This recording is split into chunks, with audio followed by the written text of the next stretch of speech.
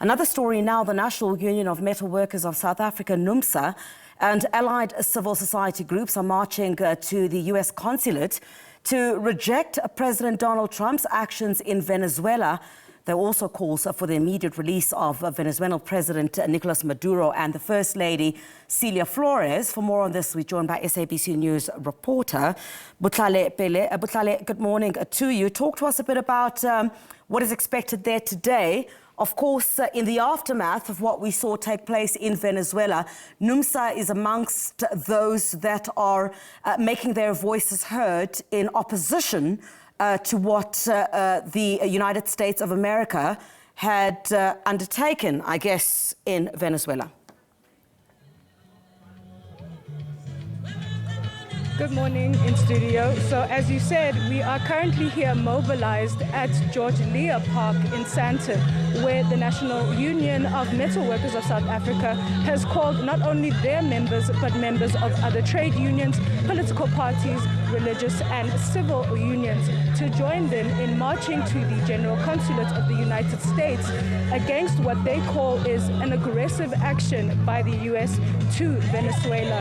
As you said, they have abducted, as Numsa said, the president of Venezuela, Nicolas Maduro, and his wife, Cilia Flores. And in this protest, they are calling for his immediate release, the removal of U.S. military in Venezuela, as well as other things in their list of demands.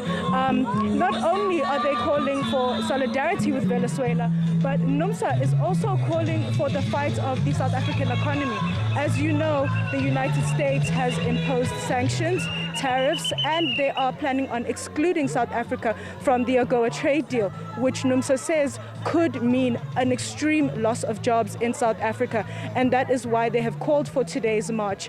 What we are looking to cover is not only word and comments from Numsa, but I'm also hoping to get word from the ANC and perhaps other bodies. I'm just going to ask my colleague to pan on the scene just to show you what we're looking at and dealing with right now. As you can see, we can see a few gazebos and a light police presence. The police are here, of course, to maintain order and direct traffic, just ensuring that the protest remains smooth and peaceful. I think and I hope that we will be covering the march itself, as well as what the demonstration will look like at the General Consulate.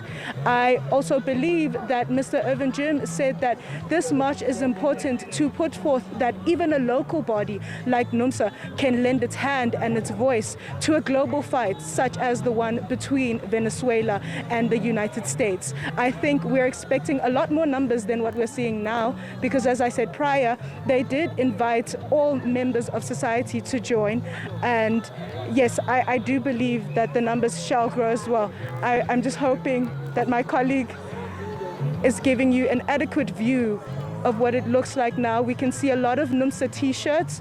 We can also see a few ANC t-shirts. I believe that there are a few members from COPE as well that I've identified. I cannot really see them now. There's also a stage that has been mobilized. It's a mobile stage, which I believe is where the speeches are going to be taking place. Unfortunately, there's a car obstructing that view, so I'm hoping that we'll be able to get it to you further. For now, that is all that I can give you in terms of the coverage. Back to you in studio. Botlhale, thank you very much indeed. We do appreciate your time. We'll go back to you hopefully once that march gets underway.